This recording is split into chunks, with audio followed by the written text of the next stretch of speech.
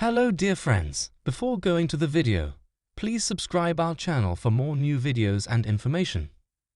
Steve Berry is the author of 16 Cotton Malone novels as well as a number of thrillers, and he and his wife run a historical preservation foundation. In Berry's latest novel, The Last Kingdom, Bavarian separatists seek to establish a right to a kingdom based on the mysterious papers of a 19th century king. And it's up to Berry's hero Cotton Malone to travel to several fairy-tale castles in search of the elusive documents. We caught up with Steve Berry over email to ask about history, research, and his dedication to preservation. How do you make history so interesting? It's straightforward. Tell an interesting story. People enjoy hearing stories. However, historically, history has been taught with facts, figures, dates, and places, the majority of which are boring.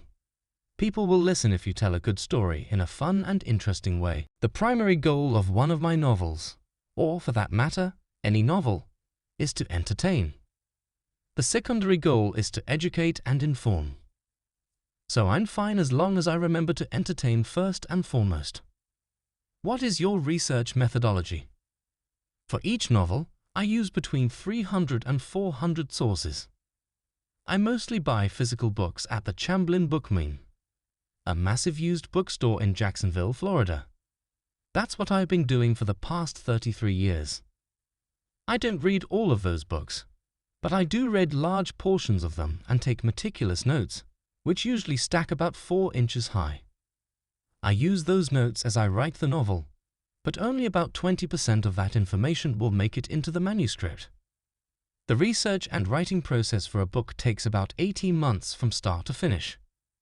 What is a strange incident from your past that you haven't had the opportunity to write about but would like to explore in a future book? If I told you that someone else might write a novel with it before I could, you'd believe me. So I keep that tidbit close at hand. But be aware that there are many such oddities from the past, things that are real, things that we may know little to nothing about, but things that still matter in the modern world. Fortunately, I'm set for the next few years. But I'm always looking for more. Those are mostly inspired by my travels to new places. Tell us about your interest in historical preservation. One of the first things cut from any budget is money for historic preservation and conservation. My wife, Elizabeth, and I decided it was past time to devise a novel method for communities to raise funds for historic preservation. As a result, we established History Matters. The most popular option is a 4-hour seminar that we teach in which writers, aspiring writers, and readers pay a fee to attend. The workshop's proceeds go entirely to the historical project that we are there to support.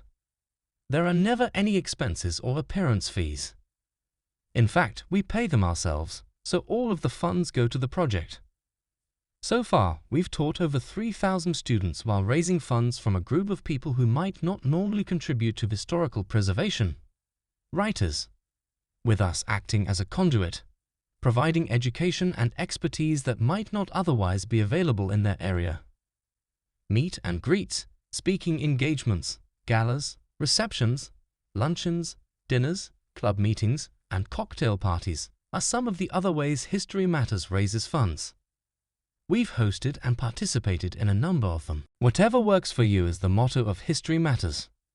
We've raised nearly $3 million so far across 80 projects. More information is available at www.steveberry.org under the History Matters tab. Who are some of your favorite writers for bringing history to life? James Michener was my all-time favorite author. I enjoyed his stories and writing. Sharon K. Penman, another favorite, was a master at bringing English history to life. Those were some of my all-time favorites. Unfortunately, they are both no longer alive, so there will be no more of their great works to read.